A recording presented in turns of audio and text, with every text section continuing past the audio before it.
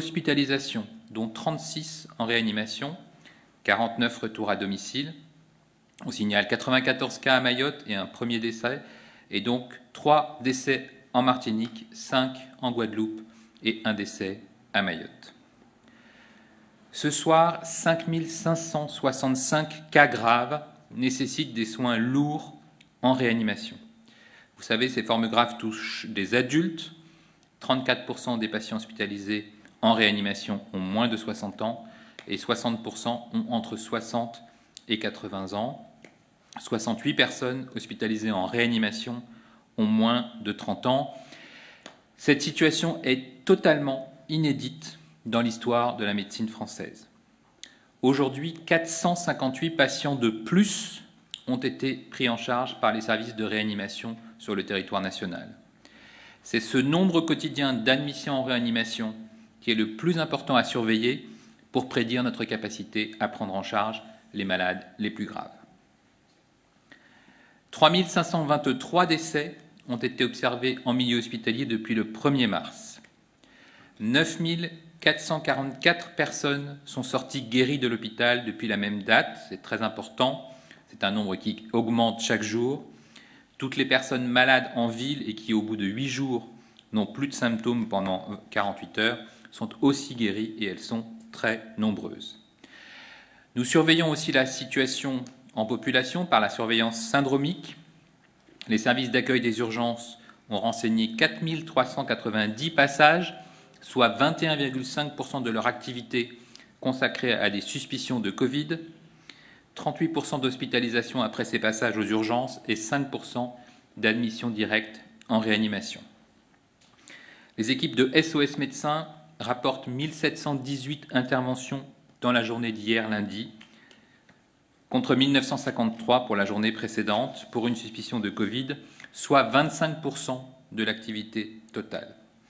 Enfin, les laboratoires de ville ont pratiqué 28 846 tests, dont 8 660 se sont avérés positifs, soit 30% de positivité. Le nombre total de cas confirmés par PCR, selon Santé publique France, s'élève donc ce soir à 52 128.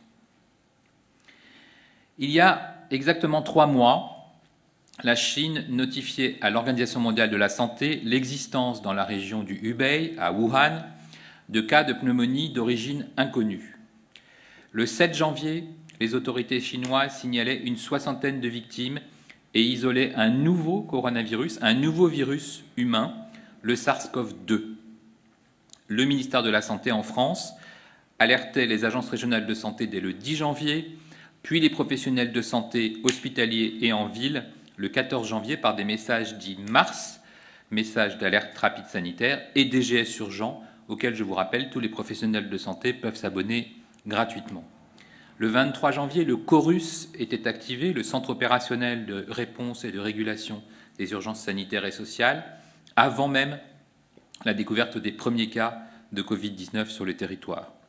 Le 27 janvier, nous avons activé notre centre de crise sanitaire, 3 jours avant que l'Organisation mondiale de la santé ne déclare une urgence de santé publique de portée internationale. Et vous savez que la France décidait dans le même temps de rapatrier nos concitoyens de Wuhan dès le lendemain par voie aérienne pour une quatorzaine stricte sur le territoire. Le 14 février, nous déplorions notre premier décès de Covid-19. Le 23, nous passions en stade 1, puis le 28 au stade 2. Le 29, un décret interdisait les rassemblements de plus de 5000 personnes en milieu confiné.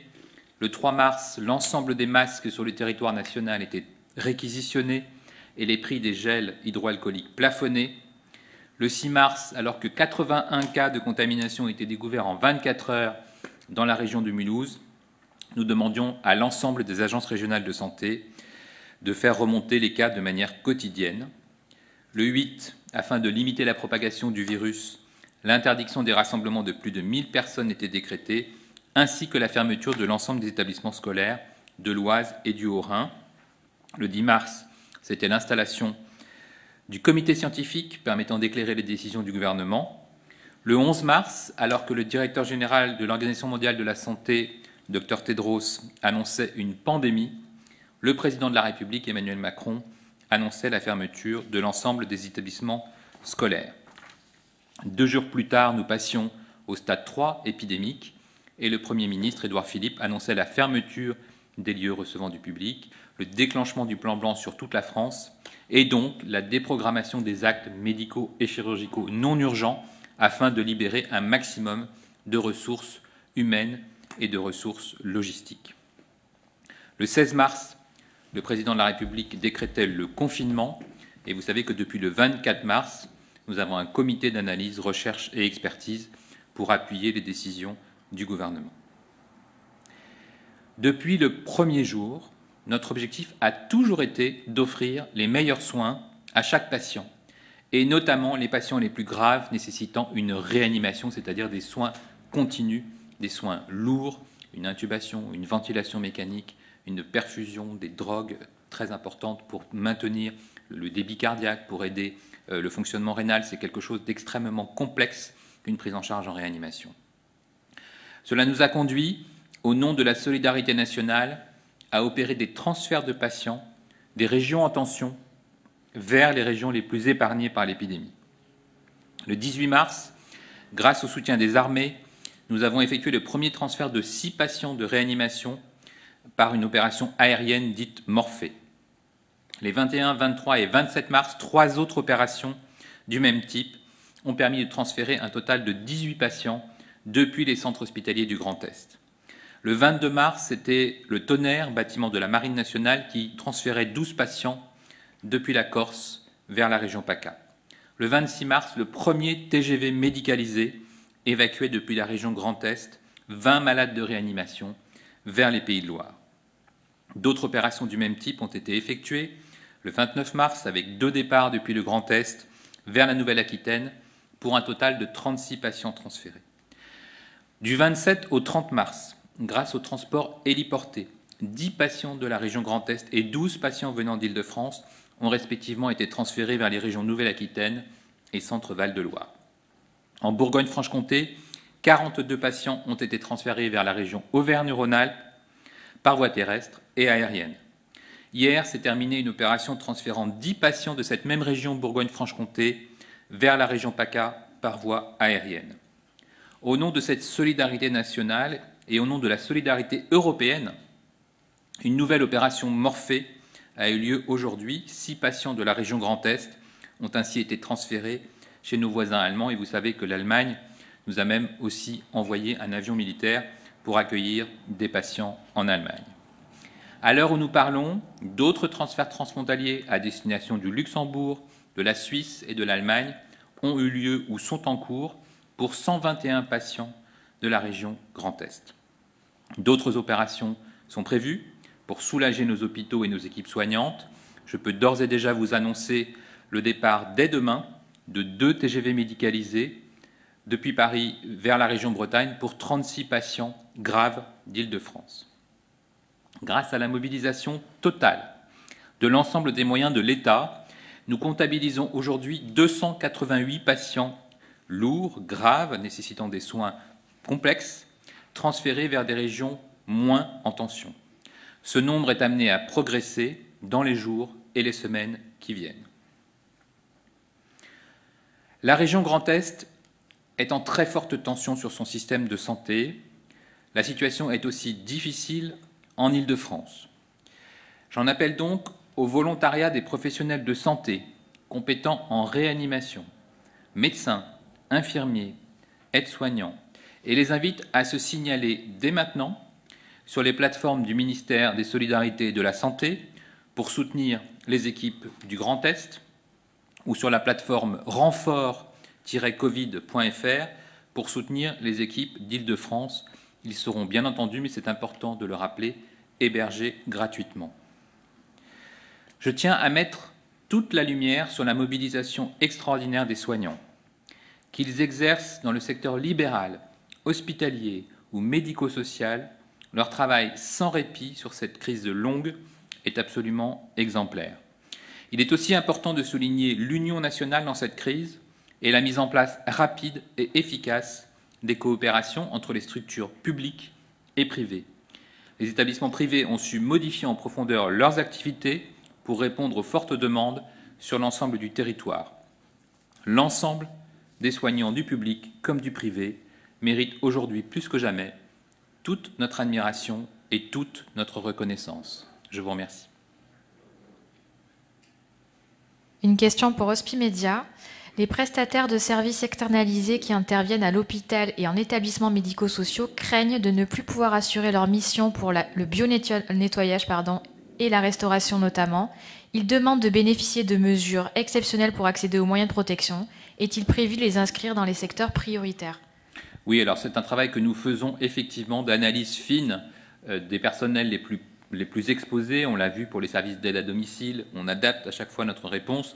Comme vous le savez, le ministre l'a annoncé, nous avons commandé des quantités considérables de masques de protection. Nous avons aussi une production nationale de masques de protection qui augmente fortement. Nous avons aussi des masques alternatifs qui permettent de se protéger et d'éviter les projections. Donc toute cette arrivée désormais de commandes et la production nationale et la possibilité d'avoir accès à des nouveaux masques, des masques en tissu, des masques lavables, fait qu'aujourd'hui, nous allons pouvoir de plus en plus proposer aux personnes exposées une protection adaptée à leur exposition. Une question pour France Info. Comment les remontées des EHPAD vont être calculées, sachant qu'il n'y a pas de dépistage automatique, ni des cas, ni des décès? Alors, il n'y a pas de dépistage automatique, ni des cas, ni des décès, mais il y a des responsables d'établissements qui connaissent la conduite à tenir lorsqu'il y a des cas suspects de Covid dans un foyer d'accueil de personnes âgées, et on peut tester des personnes âgées s'il y a une suspicion de Covid. C'est prévu depuis toujours dans la stratégie de test en France. Il y a aussi parfois des décès, et le directeur d'établissement est appelé à signaler tout décès suspect, en particulier s'il y a une épidémie en cours au sein de l'établissement, pour que ces remontées soient ensuite consolidées par les agences régionales de santé et que je puisse vous fournir dans les tout prochains jours la mortalité observée en EHPAD. Une question pour France 2, envoyé spécial. Le ministère de la Santé a-t-il prévenu Matignon le 30 janvier que les municipales ne pourraient pas se tenir à cause de la pandémie à venir? Pas à ma connaissance. De l'APM, d'où viennent les 5 millions de tests diagnostiques rapides que la France a commandés? Quel pays? Quel producteur? Alors, c'est ce que je vous disais sur les tests. Il y a plusieurs types de tests et il ne faut pas confondre tous ces tests. Le ministre s'y est engagé. Nous devons augmenter notre capacité à faire des tests de recherche virale. Ce sont des tests PCR, ce sont des tests qui passent par des laboratoires de virologie. Deuxième type de test, toujours pour chercher le virus présent quand quelqu'un est malade, ce sont des tests dits non PCR qui recherchent cette fois-ci des fragments du virus, mais qui nécessitent beaucoup moins de techniques. Ça peut se faire presque, comme on dit, au lit du malade. Ce sont des tests rapides qui peuvent permettre d'éviter le passage par un laboratoire spécialisé de virologie. Enfin, les tests sérologiques commencent à arriver dans le monde entier, puisque là encore, ce sont des tests qui n'existaient pas. Il faut donc s'assurer de leur fiabilité, de leur sensibilité, de leur spécificité, de leur capacité à ne pas avoir ni des faux négatifs, ni des faux positifs. C'est important évidemment pour les malades. Et donc ces tests se sont produits à la fois par des instituts de recherche et par des entreprises industrielles. Et donc l'objectif de la France est de disposer de tests fiables le plus vite possible et en plus grande quantité possible. Une question pour RTL. Les chiffres à venir sur les EHPAD prendront-ils en compte tous les décès liés au Covid-19 survenus depuis le début de l'épidémie? Oui, c'est ce qu'on demande aux EHPAD, c'est ce qu'on demande d'ailleurs à tous les établissements qui signalent, puisque je vous donne le bilan chaque soir depuis la mise en place de la surveillance, et en particulier depuis la mise en place du test. Donc vous avez le total du nombre de tests positifs en France. Depuis la mise en place de la surveillance hospitalière, je vous donne des chiffres de patients actuellement hospitalisés, de patients actuellement en réanimation, mais je vous donne aussi le nombre total de personnes qui sont sorties depuis le 1er mars, le nombre total de personnes qui sont décédées depuis le 1er mars. Donc nous aurons une vision globale et je l'espère exhaustive de la situation dans nos EHPAD.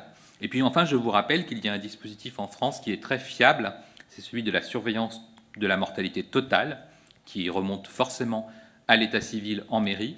Et donc l'INSEE et Santé publique France ont accès à cette mortalité quasiment en temps réel, et donc pourront nous dire si nous observons une surmortalité, un excès de mortalité dans certains départements, dans certaines régions ou au niveau national, et nous aurons ces données chaque semaine portant sur la semaine précédente.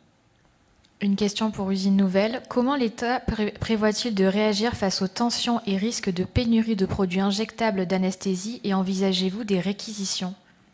Alors, c'est une anticipation que nous avons mis en place, puisque vous l'avez vu ce soir, le nombre des patients nécessitant des soins de réanimation augmente de jour en jour. Donc nous avons libéré beaucoup de lits de réanimation, nous avons quasiment doublé en quelques jours notre capacité d'accueil en réanimation. Mais comme je vous l'explique aussi chaque soir, la prise en charge en réanimation, c'est d'abord des hommes et des femmes compétentes, et il faut être formé en réanimation. C'est ensuite un environnement technique.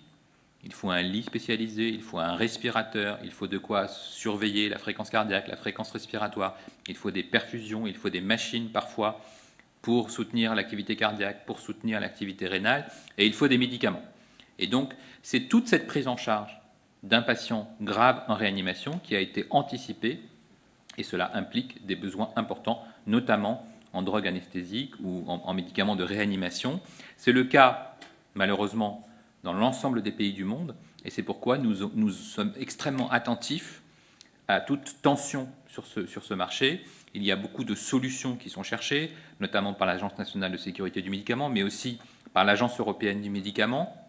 On peut trouver des solutions locales, on va dire des prêts entre établissements de santé. On peut trouver des solutions nationales avec des réquisitions, entre guillemets, de stocks non utilisés dans des régions où il y a moins de cas.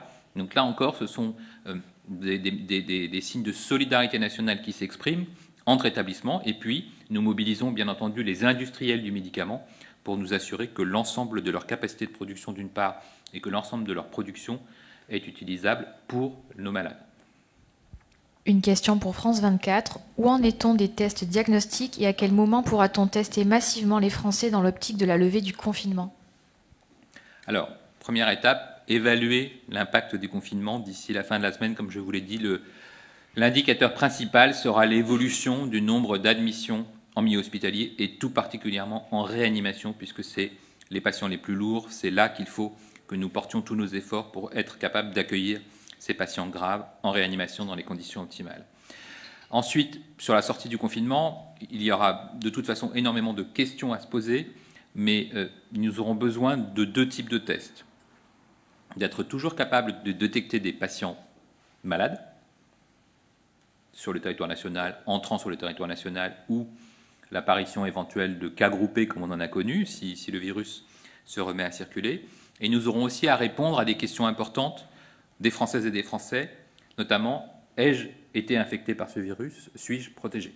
Et donc là, c'est un autre type de test, c'est justement les tests sérologiques qui permettent de savoir si oui ou non on a des anticorps, et donc si oui ou non on est protégé contre ce virus qui a circulé parce qu'on a été malade ou parce qu'on a présenté des symptômes bénins et qu'on a besoin de savoir si l'on est immunisé ou pas. Une question pour pharmaceutique. Tous les soirs sont annoncés les chiffres des guéris sortis de l'hôpital. Comment est défini ce statut de patient guéri, sachant qu'il y a des patients qui sortent en ayant encore des symptômes? Non, en pratique, ça c'est vraiment important de le dire. Les patients ne sortent pas contagieux de l'hôpital. Ce qu'ils ont encore, parce que souvent certains partent vers des services de rééducation par exemple, c'est qu'ils sont sortis de l'hôpital et qu'ils ont encore besoin de soins, parce que comme je vous le dis souvent, on ne rentre pas chez soi en sortant de réanimation parce qu'on a besoin de reprendre une activité cardiaque, une activité respiratoire normale, d'avoir des soutiens infirmiers, d'avoir des soutiens de kinésithérapeutes, de reprendre une fonction respiratoire. Mais on ne laisse pas sortir de l'hôpital des personnes qui sont contagieuses. Quand les sorties se sont confirmées à l'hôpital, ce sont des sorties de personnes guéries vis-à-vis de l'infection. Ce ne sont pas forcément des personnes qui n'ont plus aucun symptôme parce qu'elles sont encore fragiles sur le plan cardiaque ou respiratoire, mais c'est important de le préciser. De même que je le dis aussi tous les soirs, mais c'est vraiment important. La semaine dernière, Santé publique France nous parlait de 42 000 patients probables en ville, et c'est probablement un chiffre encore plus important au cours de cette semaine qui va nous être dévoilé par Santé publique France prochainement. Ces dizaines de milliers de personnes malades avec des symptômes bénins en ville évoluent, et on le voit souvent dans la presse, bien. Et en quelques jours, les gens vont bien et disent « je n'ai plus de symptômes ». Et donc quand on est à la maison avec un peu de fièvre, avec une toux sèche, avec quelques symptômes, et qu'au bout de 2 ou 3 jours, il n'y a plus aucun symptôme, on est guéri. Et heureusement, il y a des dizaines de milliers de Français qui ont cette évolution favorable et qui rejoignent donc cette cohorte de personnes guéries. Une question pour VL Média. Alors que les hôpitaux publics en Île-de-France sont proches de la saturation, comment les hôpitaux privés sont associés à la prise en charge de malades de Covid-19 et leur engagement vous semble-t-il suffisant? Oui, absolument. C'est une très belle mobilisation de l'ensemble des établissements privés. Ils réagissent d'une double façon. Soit ils ont la capacité d'accueillir des patients Covid, ce qui n'est pas toujours le cas, parce qu'il y a des cliniques chirurgicales, par exemple. Et donc, s'ils ont des capacités d'accueillir, ils le font. Et je peux vous dire qu'aujourd'hui, dans le Grand Est, en Hauts-de-France, en Bourgogne-Franche-Comté, en Île-de-France, tous les établissements privés sont mis à contribution pour accueillir des patients Covid, en médecine, en soins intensifs, en soins continus, en réanimation. Et puis, il y a quelques établissements privés qui n'ont pas la capacité d'accueillir, mais qui mettent à disposition leur matériel de bloc opératoire, leur matériel d'anesthésie et leurs équipes.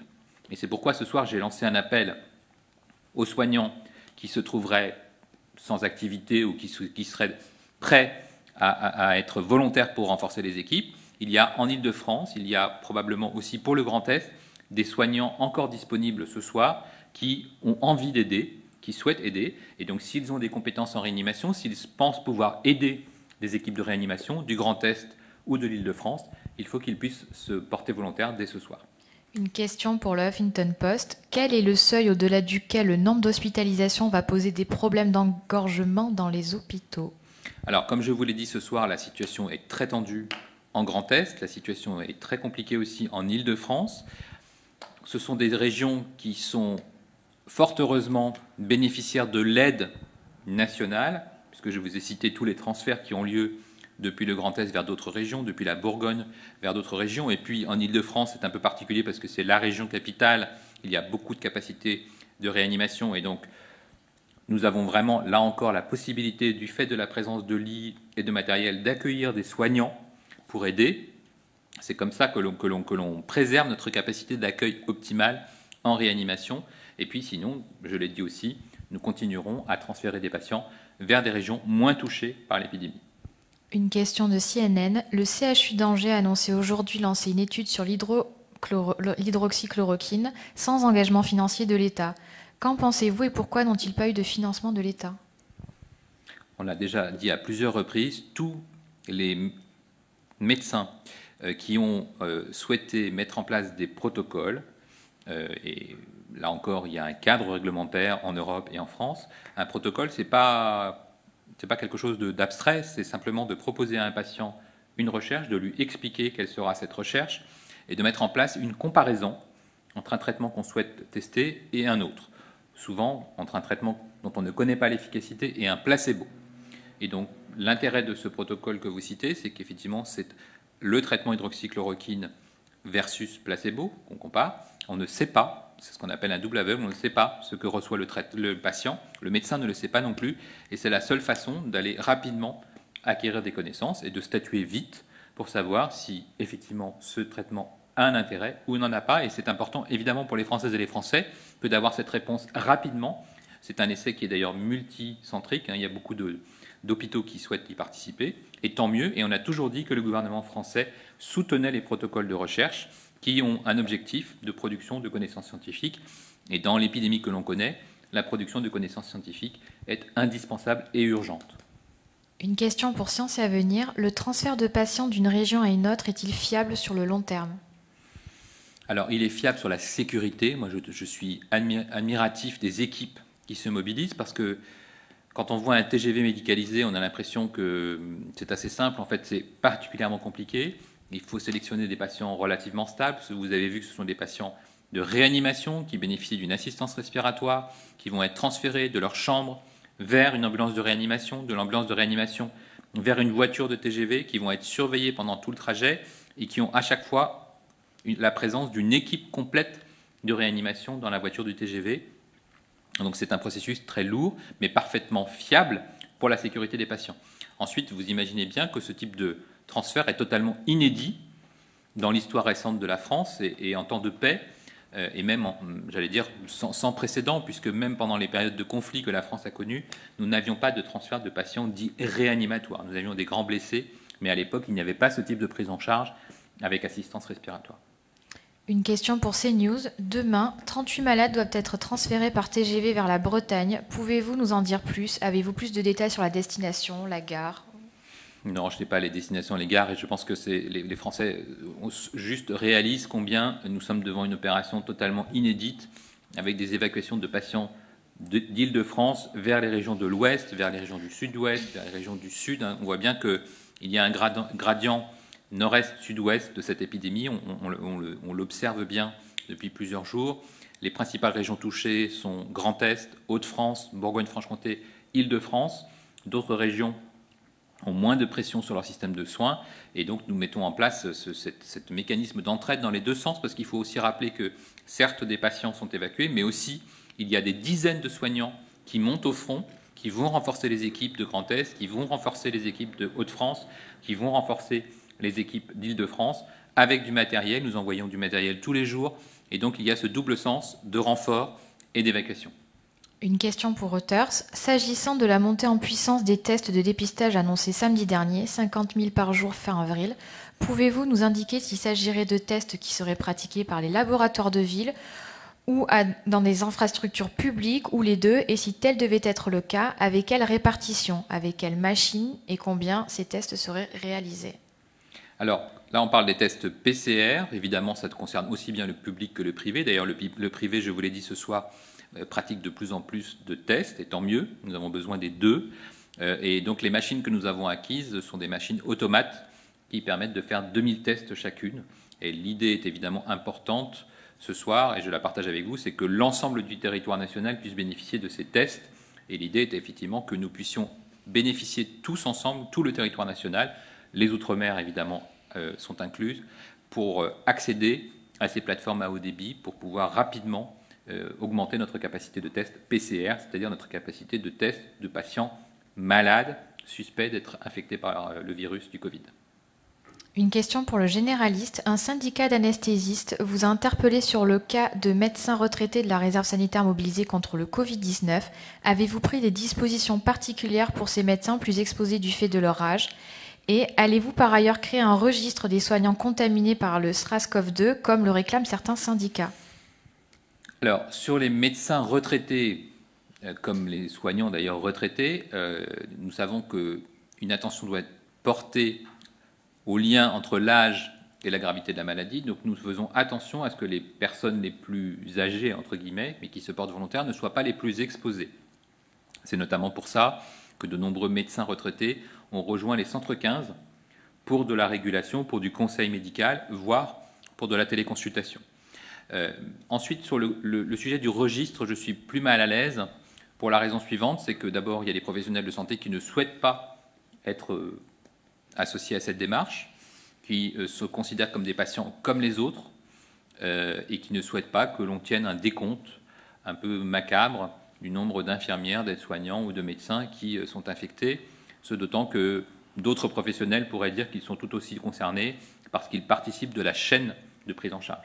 Donc nous sommes évidemment très attentifs à ce que l'ensemble des professionnels du secours, du transport à personne, de l'ensemble de la chaîne hospitalière, parce qu'on voit bien aussi qu'il y a des directeurs d'établissement, il y a des responsables administratifs, donc tout le monde est concerné, notamment dans les régions les plus touchées, et donc c'est un effort considérable de protection de ce personnel de santé, mais c'est aussi évidemment un constat extrêmement triste que nombreux sont les professionnels de santé qui sont atteints par cette infection. Une question pour l'APM. Combien de personnes sont sorties de réanimation? Quelle part des patients en réanimation cela représente-t-il? Et quelle est la durée moyenne de séjour constatée? Quel est le parcours qu'ils suivent après? Observation, rééducation? Alors, ce que je vais vous expliquer sur la réanimation, c'est que chaque malade de réanimation est différent.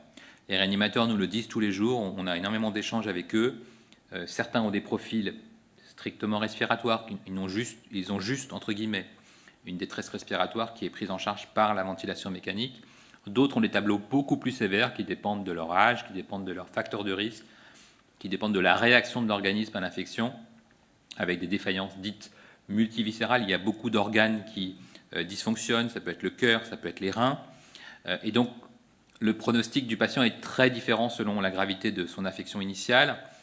Le suivi n'est pas le même. Un patient qui respire beaucoup mieux tout seul peut rapidement retourner en médecine et ensuite chez lui. Un patient qui a eu une défaillance multiviscérale, qui a des problèmes cardiaques associés, des problèmes rénaux associés, va être beaucoup plus long à prendre en charge. La moyenne de séjour en réanimation est environ de 15 jours, ce qui est déjà une réanimation lourde. Et en sortie de réanimation, tous les parcours sont possibles. Le passage rapide en médecine, le passage au bloc opératoire parfois pour des complications, ou la prise en charge dans un service dit de soins de suite, de rééducation, de réadaptation cardiaque ou respiratoire. Mais beaucoup de patients, et c'est important, sortent de réanimation, et c'est une victoire, parce que chaque décès est un désastre pour toute l'équipe, est un drame pour toute l'équipe qui s'est occupée du patient, mais chaque patient qui sort de réanimation est une victoire. Et heureusement, ils sont nombreux. C'était la dernière question, Merci. Je vous remercie.